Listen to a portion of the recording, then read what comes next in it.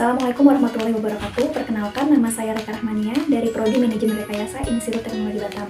Di video kali ini, saya akan menganalisis minimarket Circle K menggunakan metode penyelesaian 5 Force Analysis.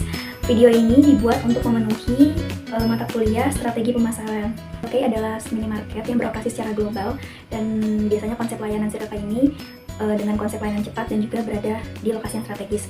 Circle K menyediakan berbagai kebutuhan sehari-hari mulai dari makanan, minuman, ataupun kebutuhan pribadi lainnya.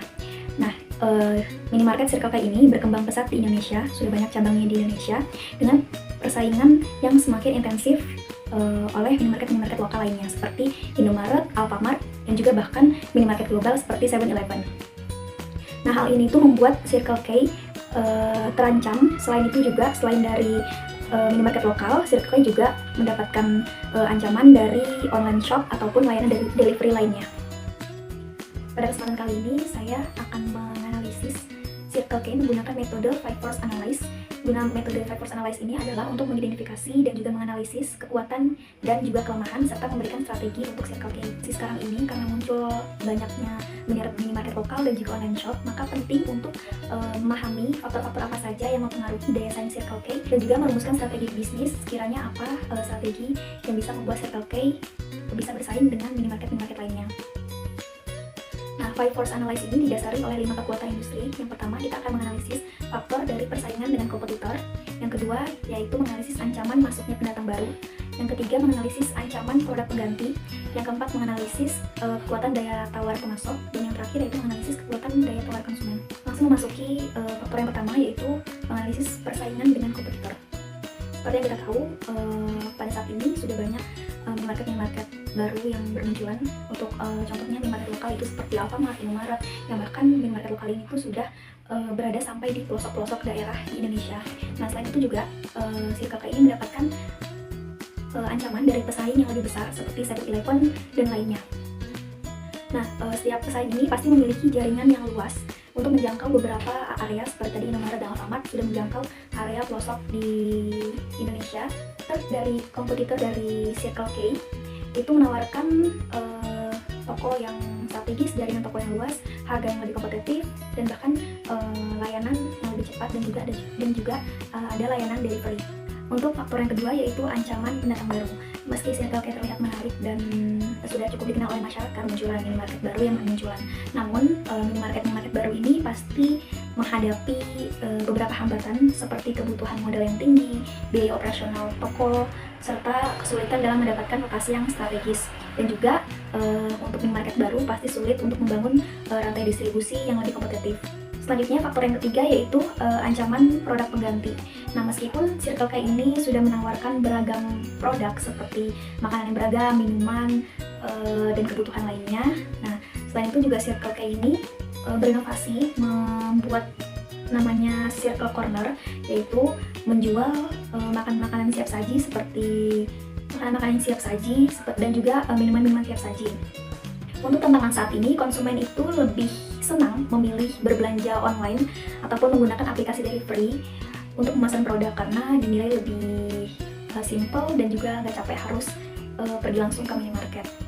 Pesaing juga menawarkan produk-produk dengan inovasi yang lebih menarik seperti Indomaret, yaitu menawarkan Indomaret Point dan pastinya lebih menarik pilihan minuman yang lebih banyak. Dan juga Indomaret dan Alfamart saat ini juga menjual selain makanan ringan ataupun kebutuhan lainnya, Indomaret juga menjual kebutuhan seperti buah-buahan, sayuran, dan lain-lainnya.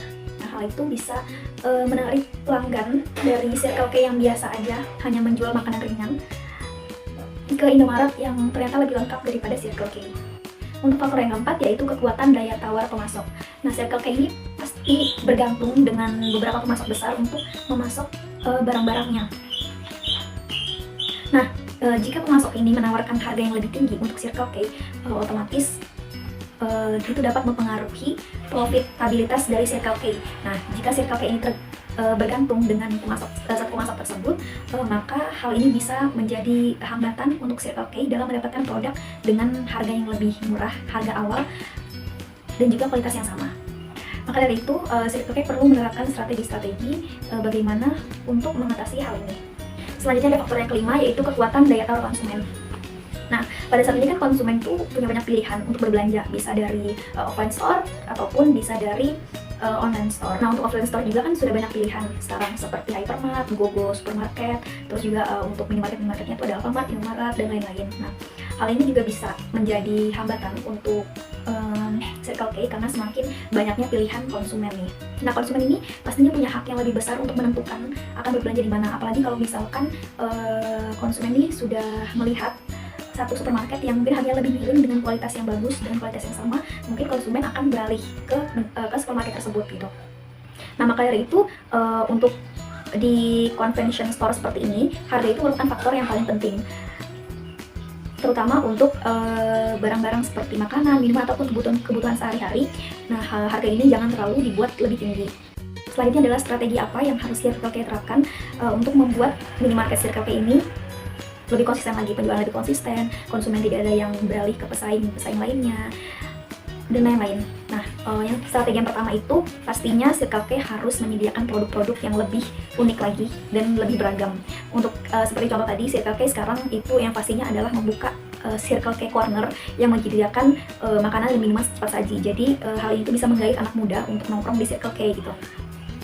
Nah, selain itu yang kedua adalah pastinya strategi membuat member untuk pelanggan. Jadi mungkin kalau misalkan strateginya adalah apabila si pelanggan tersebut punya member Circle K, mungkin akan dapat potongan harga ataupun diskon lainnya gitu. Jadi sehingga konsumen ini tuh tertarik untuk membuat member dan terus-menerus berbelanja di Circle K. Selanjutnya yang strategi ketiga yaitu Circle K harus mengoptimalkan distribusi dengan teknologi yang lebih canggih. Mungkin untuk sekarang ini kayak pembayaran tuh bisa lewat tunai ataupun lewat QR gitu. Jadi kalau misalkan tidak menyulitkan konsumen, jadi apabila konsumen tidak membawa cash, konsumen bisa bayar menggunakan QR ataupun mungkin di aplikasi Circle K-nya langsung bisa QR gitu.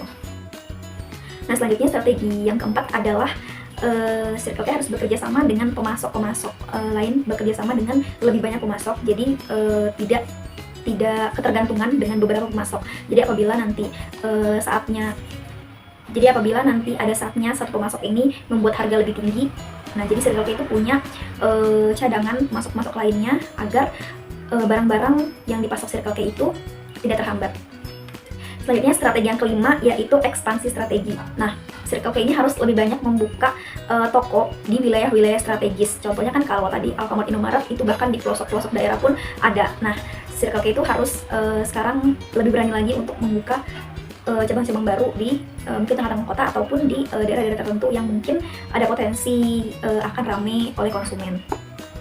Untuk saat ini kan kalau misalkan lihat di Batam, Circle K yang ada di Batam itu tidak begitu banyak. Kalau dibandingin dengan Alfamart, Indomaret itu kayaknya kalah tokonya, lebih banyak Alfamart, Indomaret. Nah, jadinya mungkin ada sebagian orang itu yang kurang mengenal nama Circle K gitu. Mungkin anak-anak muda kenal, tapi mungkin kalau misalkan orang-orang yang sudah tua itu kurang familiar dengan minimarket Circle K ini. Maka untuk memperkenalkan lagi Circle K ke berbagai kalangan itu harus strategi membuka toko lebih banyak di wilayah yang pastinya strategis dan menguntungkan untuk Circle K.